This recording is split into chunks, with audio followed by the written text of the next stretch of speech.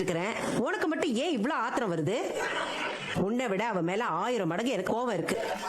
அத நான் வெளியே தெரியாம கட்டுப்படுத்தி வச்சிருக்கேன்ல. இந்த பாரு, கோவம் கண்ணை மறைக்கும், ஒரு நிமிஷத்துல உறவையே முறிச்சிரும். அன்னைக்கு நான் கோவமா பேசுனதுனாலதான் உன் புள்ள இந்த வீட்டை விட்டே வெளியே போனான். அவ்வளவு ரோஷமா கோச்சிக்கிட்டு போனவன் மறுபடியும் இந்த வீட்டுக்குள்ள வந்திருக்கான்னா அதுக்கு காரணமே சிவகாமி தான். அதே மாதிரி கண்மணியா இந்த வீட்டுக்குள்ள கூட்டிட்டு வந்திருக்கான்னா அதுக்கு காரணம்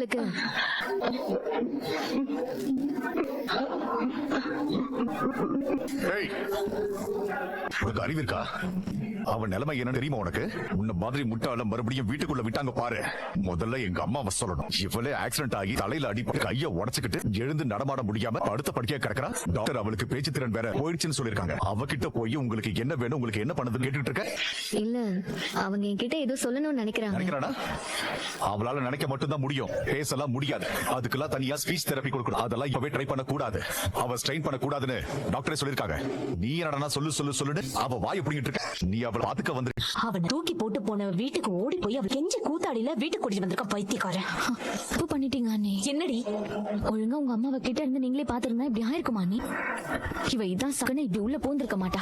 அம்மாக்கு ஒண்ணுன்னா பொண்ணு தானே பக்கத்துல இருந்து பாத்துக்கணும். இந்த வீட்டுலதான் எல்லாம் தலைக்கையெல்லாம் நடக்குது. நான் என்னடி பண்ணுவேன்? எனக்கு இந்த நர்ஸ் வேலை